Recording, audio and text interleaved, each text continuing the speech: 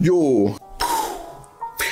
Alors la dernière fois je te parlais de la cohérence au cinéma, de ce qui pouvait me faire sortir d'un film ou pas, hein. Eh ben cette fois-ci j'ai envie de te parler des émotions qui me sont transmises à travers une série en particulier. Et cette série c'est This Is Us. Série américaine dont la première saison a été diffusée entre septembre 2016 et mars 2017. La saison 2 est en cours de diffusion depuis septembre 2017. Personnellement, je ne connaissais pas le créateur, Dan Fogelman, mais il a écrit le très sympathique Réponse en 2010 et Crazy Stupid Love en 2011 que j'avais bien apprécié aussi. Pour en revenir à This Is Us, au niveau des acteurs, à part Peter Petrelli de Heroes, je n'en connaissais aucun. Bon, ça c'était pour le côté fiche de présentation, classique, tout ça. Ah maintenant j'ai commencé à te parler en mode serious business.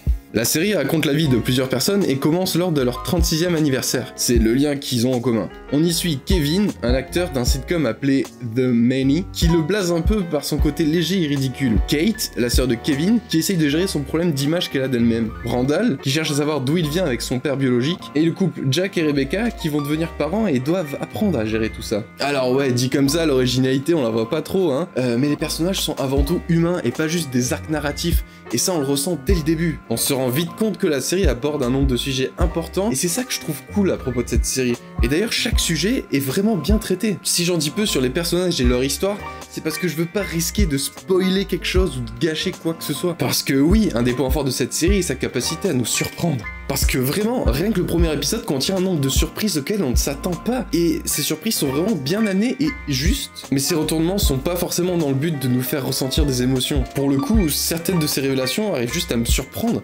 Et c'est déjà beaucoup.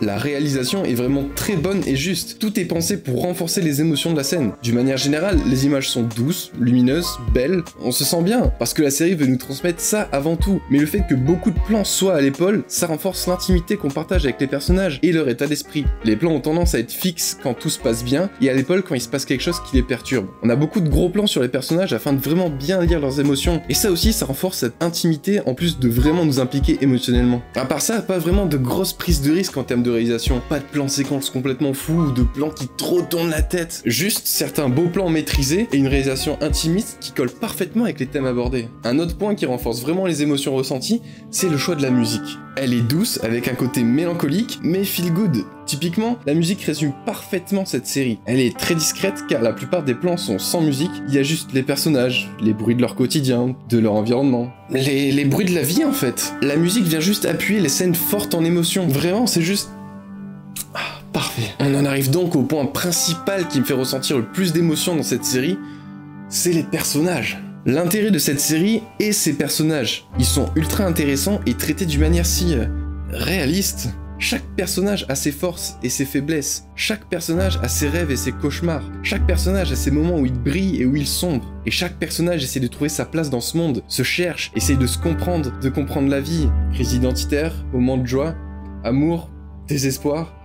This Is Us nous représente, nous, nos vies, nos questionnements, nos problèmes, nos envies, nos chagrins. Et c'est pour ça que la série touche tant, parce qu'on peut s'identifier, parce qu'elle nous parle vraiment, parce qu'elle nous apporte du réconfort, qu'elle nous montre qu'on n'est pas seul, qu'il y a d'espoir, qu'il ne faut pas baisser les bras, qu'il n'y a aucune honte à céder au chagrin. This Is Us, c'est nous. C'est what I did there.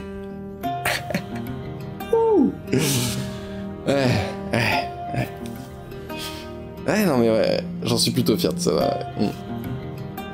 Ouais, non, mais si. Oh, vite. Ah, faut que je le tweete.